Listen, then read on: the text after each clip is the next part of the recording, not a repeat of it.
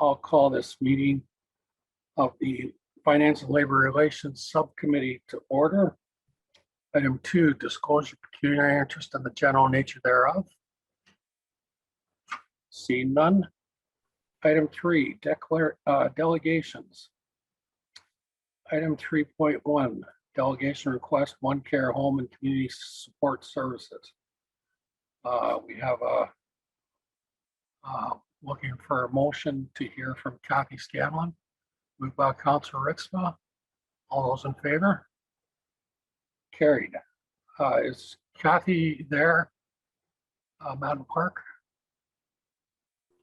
For the chair, we are working to connect her now. Okay, thank you.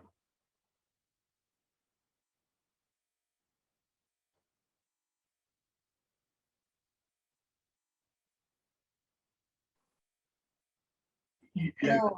Are you able to hear me? We can hear you and see you. You go ahead whenever you're ready. Excellent. We have a few slides, and I understand that they're going to be shared with you. Thank you very much. I'll just tell you as we walk through them. Thank you. I'm Kathy Scanlan, the Executive Director of Onecare Home and Community Support Services. And I have a couple of staff with me. You aren't able to see them. I just thought in case there were questions, they might be able to supply me with some information. But today I really plan to keep this presentation very simple. You've seen the information. I'm not going to repeat that. But if you could flip to the first slide. First, I think it's important, and I'm sure you all know this, that the population we serve, Onecare Home and Community Support Services serves, is a growing part of our community. Largely, we serve people who are seniors and people with physical disabilities. And our services have really adapted over time to respond to changing needs and requirements, as have yours. And I know that most of you are going to be familiar with the fact that 10 years ago, the city of Stratford purchased accessible transportation from Onecare. So we were providing those accessible services for you. As your requirements changed and you had to develop your parallel transit system, the grant that we were receiving was cut in half. And we continue to work in partnership with you. I remember talking to the council at that time, supporting your developing service and filling gaps to ensure that the city residents had the services that they needed. And you have expanded your services, continue to do that. You've expanded your hours of service. I know that's one of the things that we've done over time. And most recently, you advised us that you're eliminating the grant that we've received entirely. However, we continue to receive services that complement yours, what you deliver, and we believe that it's important for you to continue to contribute to the services that we're delivering to supplement your services. Next slide, please. So we provide rides to people who need more extensive support because of medical and physical conditions. So these are individuals for whom Onecare transportation service works better. At Onecare, we provide that one point of access and support and information to simplify care and support. And as well, we work with clients to coordinate their services with other health providers, including hospital, home, healthcare partners in the Ontario Health Team. And that means that transportation services are integrated into a seamless service that can make a big difference when people have complex needs. And I can give you a story if we have a few minutes near the end. We also provide rides for requests that are outside parallel transit hours. There aren't a lot of those now that you've expanded your hours, but we do provide some. We also provide rides when parallel transit can't accommodate because of capacity. We have about 600 people that use our various services of transportation, and that includes things like volunteer, but about 200 use our accessible rides in Stratford last year. Last year, we provided over 2,000 rides. And some of those are specialized, like I've spoken to, but sometimes it's just capacity. We also provide rides for short notice bookings, and that sometimes is an issue that's important for people. We are able to be flexible and move quickly to look after short food needs that arise. And that's the final thing that I would say is, as an organization, a small community organization, one of the things we can do is respond to needs that are shifting very quickly. So during the pandemic, for example, we were able to fairly quickly respond and do things like we were about the only service in the area that was providing rides to COVID positive people fairly quickly, and also rides to things like vaccination service. I'm sure that that was through your services as well. But despite the changes in growth that your parallel service has undergone, we still play a role in complementing, albeit a smaller one, to the City of Stratford residents. And I did want to just take a minute to tell you one story, because I think it exemplifies some of the kinds of service that we provide. Alice is a 72-year-old client. She lives alone in Stratford. She has diabetes and kidney issues and attends dialysis 3 times a week. She's also experiencing memory issues and uses a cane to get around, but she often forgets to bring her cane if she's no longer able to drive. She's using cabs for her transportation needs. She found the expense difficult and she felt pressured to tip the drivers. In addition, she let us know that she needs help to get her parcels into her home. So 2 years ago, Alice saw the Onecare Easy Ride vehicle and phoned the number. And now she's a regular Easy Ride passenger. She uses the service for all of her transportation needs, including grocery shopping and medical rides. And she appreciates some of the little thank yous that she's told us over time. She appreciates that the drivers meet her at the door, remind her to bring her cane, walk her to the van, ensure she's safely buckled in her seat. And it is kind of those understanding the client and their issues that help make this an accessible ride. They also provide assistance to get her groceries to her door. So these are things that Alice sees as courtesy are actually part of our Onecare Falls prevention strategy. Falls that seniors have can be really life-changing, as you know, and Onecare works with clients to help reduce that risk. She experienced an episode of unsteadiness late last year, and it was a Onecare driver who noticed the change in her health. Upon follow-up, it was determined to be a medication issue that was easily rectified. So it's just an example of how the things that the drivers observe interact with the other services we're providing. The watchfulness and training of the driver helped to avoid some serious consequences for Alice, and her family calls frequently to express their thanks. So it's more than just a ride, it's part of a health service team that can support clients in being independent in the home. So finally, just to the last slide, please, in summary, I think that although things have evolved, and I understand the city now has a fulsome paratransit service, which I think we're all proud of, we do play a role that can support your system. With overflow, with special services, with times when you may have disruptions of various kinds and you need extra support. We understand that things evolve, but hope that we'll continue to see our services as important, albeit a smaller part of service to Stratford residents. And we ask your consideration of providing some grant support to Onecare to help us continue that service. So that, in summary, is my brief verbal appeal. And if you would like, I'd be happy to try to answer any questions you may have. Thank you, Kathy. Does anyone have any questions? Councillor Clifford. Yeah, I was going to ask Kathy, how much is the cost of a ride on Onecare? $7.75. So it is more than your services. And that's one of the things, as we've worked continually together, we certainly refer people to your parallel transit services when that's the better fit and when that seems to be something people could use because it is to their advantage. And by the way, I would say that grant that you have given us is part of why our cost is $7.75. Without that grant, it would be around $10. So in areas outside of Stratford, we have to charge the client more. It's because of the grant you give us that we're able to have that reduced fee in Stratford. Sorry. No problem. Councillor Ritzman. Yeah, first and foremost, Kathy and your group that are there, thank you for the services you provide. I think you answered the question with regards to the grant allowing your fee to be reduced with regards to the cost of the ride. Is that correct? Yes. Thank you. You're welcome. Anyone else have any questions?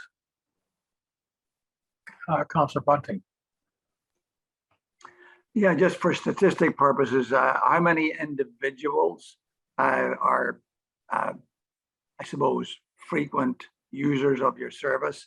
And what would be the number of service calls either on a weekly basis average or a yearly basis? Maybe you don't have that information. I don't know. So I believe what you're asking and is that we had last year about 200 people in Stratford who were using these services. Now that was the accessible transportation service. So that's kind of what would be parallel to what you do in your parallel transit service.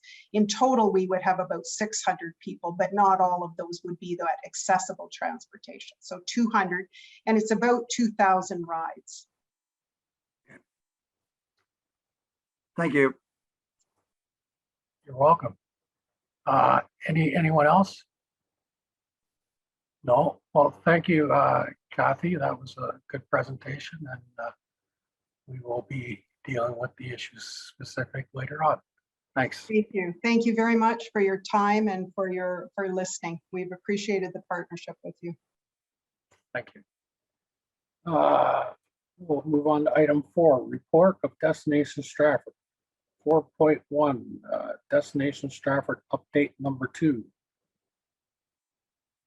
And I'm looking for a motion to hear from Zach. Councillor Bunting, all those in favor? That's carried. Are you there, Zach? There you are. Anytime you're ready. Okay, thank you so much. It's good to see all of you again. And I'll give a brief update. I don't necessarily need to share the screen as the presentation is the same as what was included in the package in the agenda, but I will go through a couple of items in more detail. So just an overview, a highlight of some of the second quarter activities that I'd like this subcommittee to be aware of. The first is that Destination Stratford board approved wholesale new bylaws and policies and completed the transition to a non-member model. So that's been a process that we've been working on for over a year, and that has now been fully accepted and ratified by the board. Another update that is a bit more recent is that Destination Stratford assisted with multiple organizations and applications, including the city and some external boards, to apply to RTO4 FedDev Tourism Relief Fund. And I'm proud to indicate that we had well over $1 million in applications for Stratford alone. And there'll be some good news arriving shortly in terms of those funds that did get distributed to a variety of tourism organizations and the municipality in the coming weeks. Reminder that we were successful in obtaining $500,000 for this year's Lights on Stratford. So that's incredibly exciting. We've also received over $50,000 from the amazing local business community already for this winter's activities. So we're quite excited to be able to announce a bunch of things for Lights on Stratford in the coming weeks as we confirm them. There's also a reminder, although it was last fiscal year, it's pulled into this year.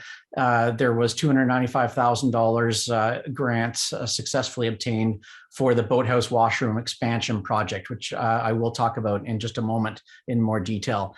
And just a reminder, and thank you for those councillors that joined in. We hosted a $25,000 series of EDI workshops with over 35 local businesses and organizations across the 8 workshops attending. And just wanted to highlight that there's some amazing equity, diversity, and inclusion work happening in the community, but it tends to be extremely siloed and within organizations. And so Destination Stratford has taken on the role and the task to have cross collaboration and cross communication happen amongst these community organizations. And we will continue to do so and are actively seeking some funding for additional community objectives this year.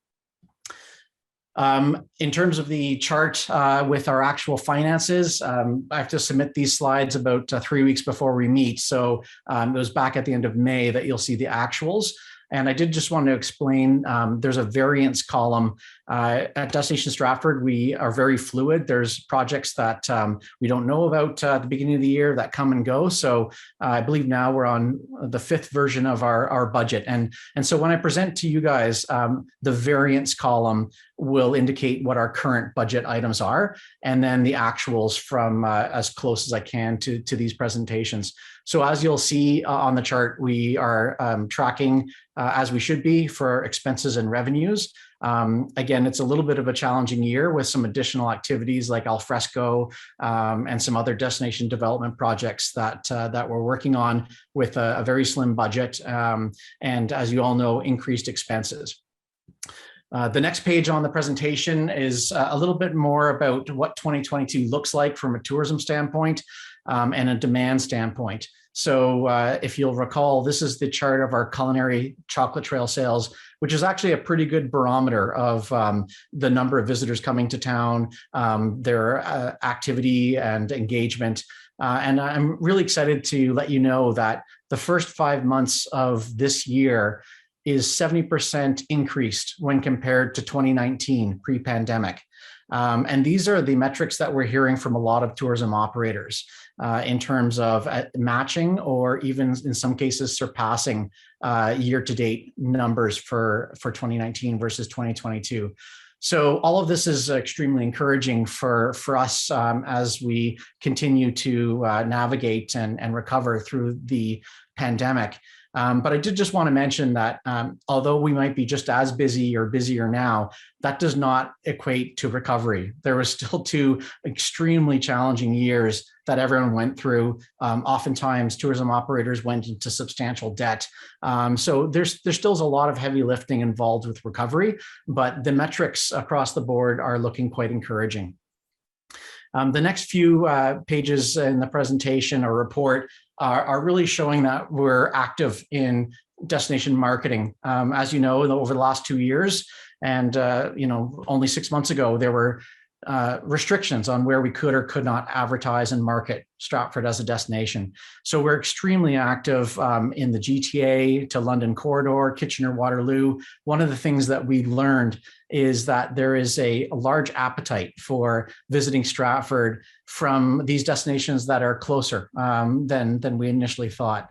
A huge number of people that arrived from Kitchener-Waterloo or London or Cambridge that had never been to Stratford. So one of the legacies coming out and one of the learnings coming out of the pandemic is that there is rich gold to mine in nearby communities. So we are going to be continually to actively market successfully based on those learnings to all those markets as well as further afield. Moving over to destination development activities, Alfresco is now in full swing. As I think I mentioned last time we met, there are new Lights on Stratford umbrellas in Market Square.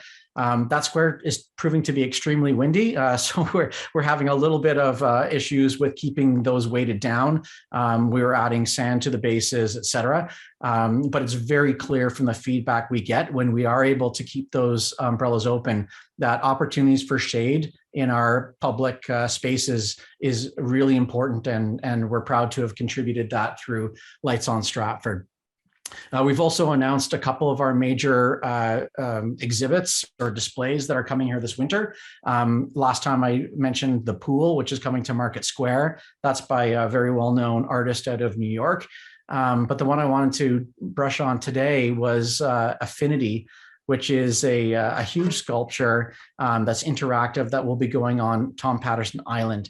And it's all about memory, and it was originally developed in Australia to raise awareness for Alzheimer's. So we've officially teamed up and collaborated with Alzheimer's Society here on Perth to turn this display during its 6-week run at Lights on Stratford into a major awareness and fundraising opportunity for the great work that those folks do.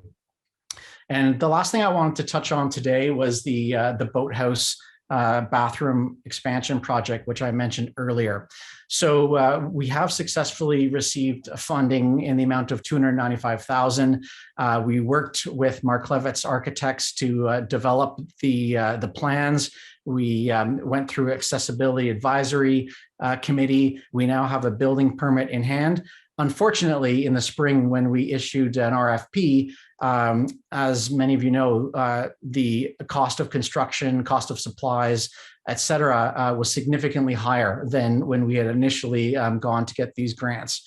That has resulted in us pressing pause on this while we work towards securing the additional funds. And so I just wanted to give, as a courtesy, a heads up to this group and more broader sense to council that I am putting together a report to request that the city and council consider assisting with the funding of this. We have to have this built by the end of December. This is about $300,000 of value from government sources for a really amazing civic project that benefits the community and tourism alike.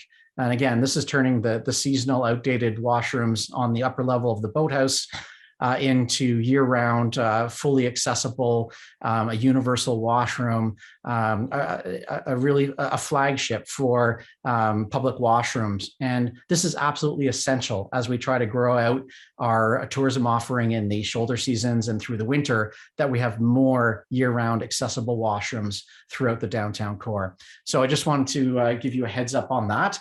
And I would be more than happy to answer any questions. Does anybody have any questions? Councillor Clifford. Zach, I was going to ask what kind of percentage, I don't need to know the dollars, but obviously you put it out for pricing on the washroom. Are we talking 20 or 30% more, or just approximately, so council will have some idea?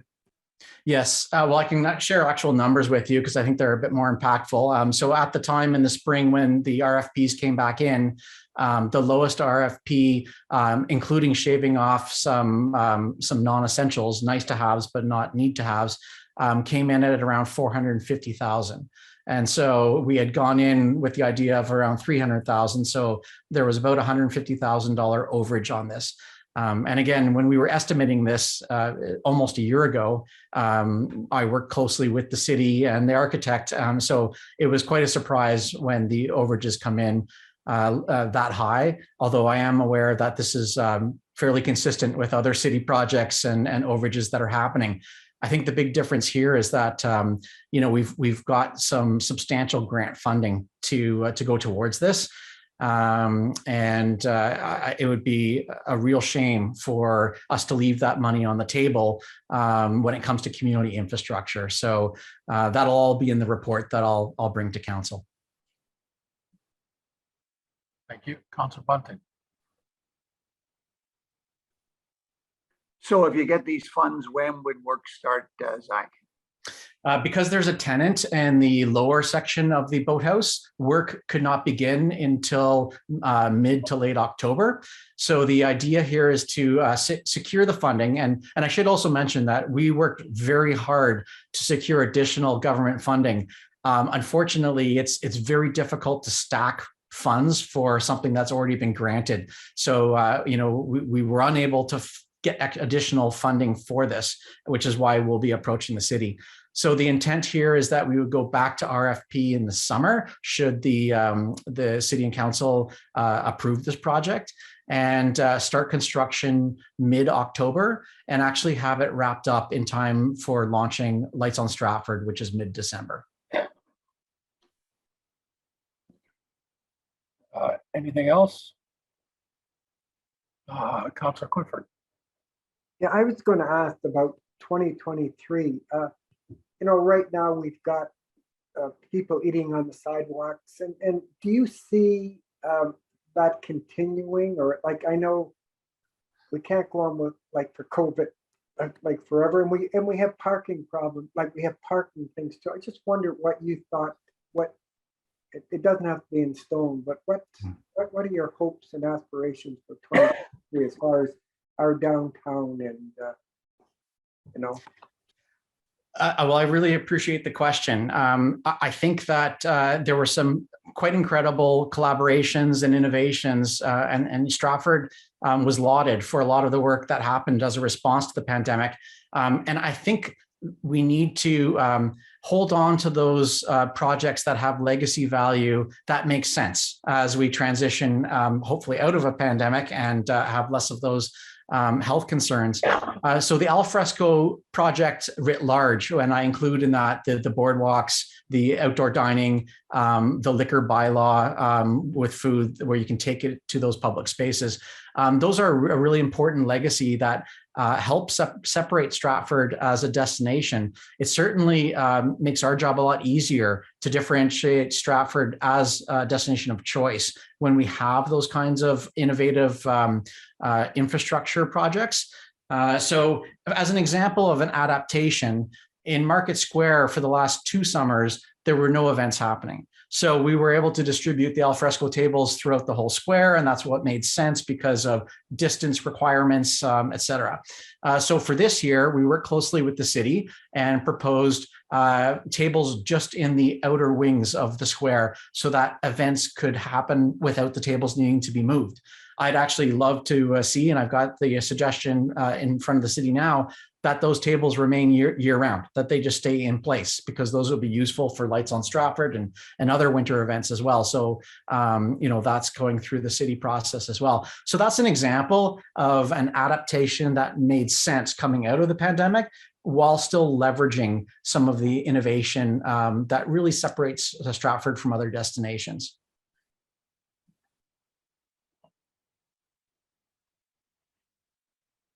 Anything else? We have a staff recommendation. Does anybody wish to make that motion to receive this for information? Councillor Bunting. All those in favor? That's carried. Thanks, Zach. Thank you, everyone. Item 5, report of the supervisor of fleet, 5.1. Purchasing policy exemptions for crane service body retrofit. Is Brett there, or are you taking care of it, Taylor? Yeah, through the chair, Brent's at a conference today, so I'll speak to this report. So the report that I'm bringing here today is for a policy exemption for a crane and some service body work to one of our trucks. The reason why it's here is that we looked to single source this work. And it's also beyond the threshold of what I'm permitted to sign off on. So effectively, what it is we have an existing truck. A couple years back, the crane component on the truck failed to the point where it was unsafe to operate and has had limited operability in the last couple of years. And it's a piece of equipment that gets used quite regularly, so we like to see it back in operation and avoid the rental fees for the alternative options going forward. So the dollar amount for this is just over what we budgeted at $77,000. We had $75,000 in the budget. However, there'll be some recoverable costs for that we anticipate coming forward. So I think that effectively hits the main points. If there's any questions. Does anyone, Councillor Rixma? I'll move the staff recommendation. Very good. Does anybody have any questions for Taylor? Seeing none, I'll call the question. All those in favor? That's carried. Thanks, Taylor. Thank you. Item 6, report of Director of Corporate Services. 6.1, 2022 Community Grants Appeal Request. Does anybody wish to make the staff recommendation or some other motion on this item? Councillor Ritzma. A question, if I may, Of course. to the director. What is remaining in the grant allocation fund as we speak?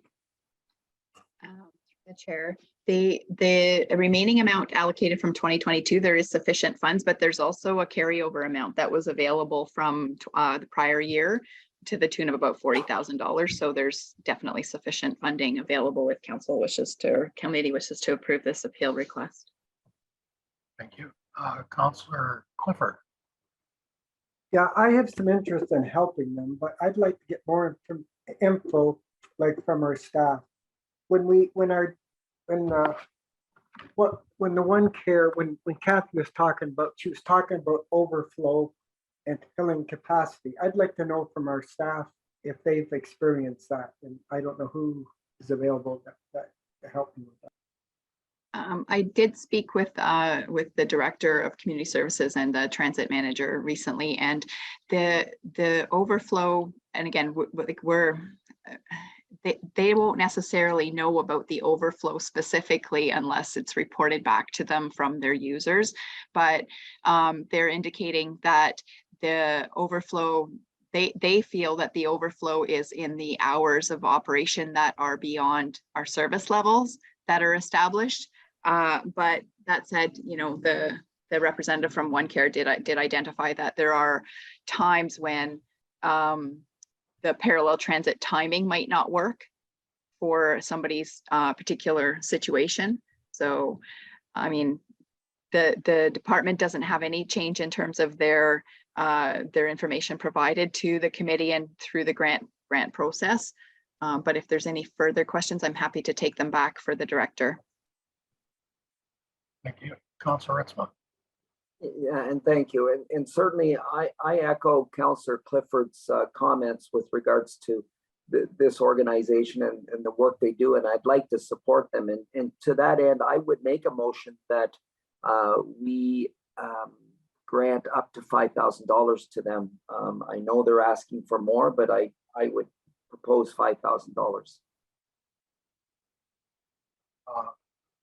Thank you, Councilor Ritzma. Councilor Clifford. Thank you, Mr. Chair. Yeah, I came up with that 5,000 also. That's exactly what I think. If you look at 2,000 rides, so $2 a ride, like $2.50 a ride or so. So it's I would support that, Mr. Chair. Councilor Bunting. Your sound is off, so I thought you may have had something to say.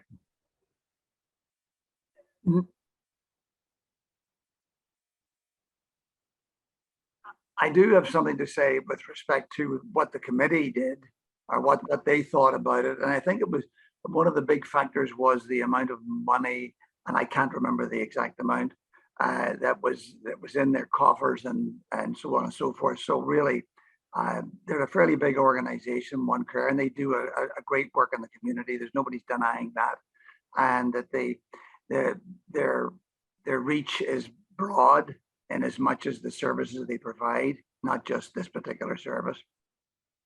And it was also felt that at that level, and maybe the Director of Corporate Services can correct me on some of this information, and the chair also.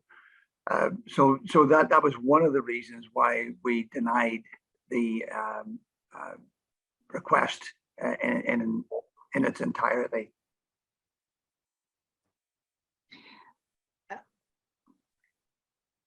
Go ahead, Carmen. Through the chair. So thank you. I don't know that I have a ton to add. There were several variables, like you alluded to, Councillor Bunting, that the committee considered. I guess the ultimate decision is that, I think that where there's a couple of things that with the grant policy, there is a hesitancy to grant funds to organizations that do have a sufficient or some reserve set aside. So there, that whole kind of discussion around that they have funds in their coffers, or that there's maybe other means in which they can raise the funds is partially accurate. But I still think that there is some element of overflow. So certainly council and committee can look at some threshold, if any, as an alternative. But I will also point out too that the committee is looking at revising the policy slightly to add better clarification, so that the applicants and the committee can better evaluate these without as much sort of gray areas, if you will. So hopefully that will help going forward. Doesn't really address this particular appeal application, but hopefully that information helps this group. I will just add to that, one of the things we discussed at the roundtable on community grants was that we offer all kinds of services and activities between prescribed hours. And that includes transportation. The buses run from 6:30 in the morning till 9 o'clock at night. And if you got someplace to go, you arrange to take the bus between 6:30 in the morning, 9 o'clock at night to get to where you're going. And with the parallel transit, it's the same thing. We have prescribed hours of operation. If you've got a doctor's appointment at a certain time, it's normally during the hours we have parallel transit. If you need to go shopping, you go shopping if you're taking the regular transit, you go shopping when the regular transit's in order. You don't go at 10 o'clock on a Sunday night expecting a bus to be there waiting for you. So our discussion was around duplication of services and what the city of Stratford's parallel transit provides was considered to be adequate to provide the service to the people that require it without extraneous service needs. So that was part of the discussion. So, Councillor Clifford. Yeah, the only thing I'd like to say, if it went from these 200 people that are people in Stratford and they're old like me, but they're having trouble getting around, which I haven't yet. But anyways, if it went from $7.75 to $10, I think that would be a problem. The other thing, I was on the parallel transit board in my last council time, and it is all appointments. And there are times that like things come up where you have to arrive quicker. And if they had to take a taxi, if we didn't have the Onecare, so I think it does provide needed. I know it's an extra service, but like for $5,000, I think it's well spent, quite frankly. So that's just my and I'm old and I like to help the older people. Thank you. Anything else? I'll call the question. All those in favor? Okay, opposed, if any? Carried. Item 6.2, electricity procurement, City of Stratford. Small report, Carmen.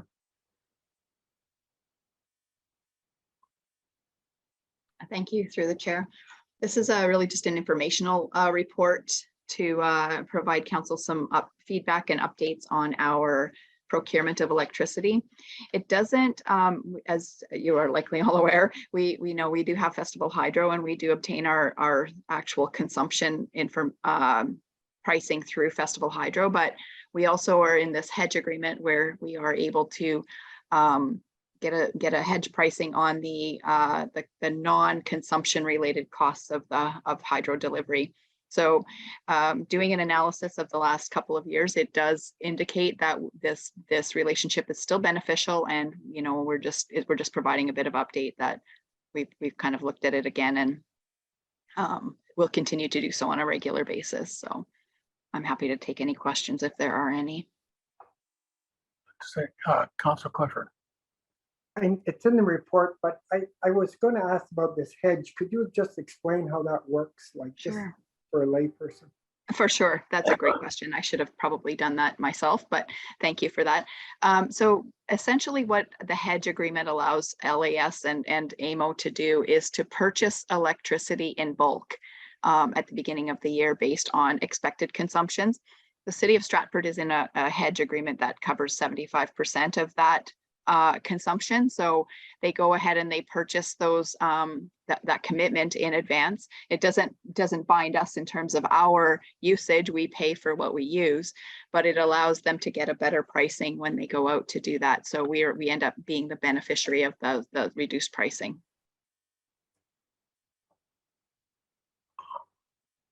Would someone like to make the motion?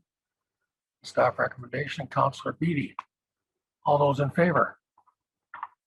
That's carried. Item 6.3, Treasurer's Statement for Development Charges and Parkland Reserve Funds, 2021. Carmen? Thank you through the chair. So this is one of our sort of regular regulatory type reports that we're required to provide through the Development Charges Act and the Planning Act. There's two things going on in this report. The first is the Development Charges Reserve Fund activity reporting, where we talk about, what our opening balances were, what we raised in development charges, what we spent from development charges, and then the ending balance. So it's a fairly straightforward analysis in there. We did do some projects that were part of the development charges background study, and those are highlighted in the table that's attached. So covering off things like parking,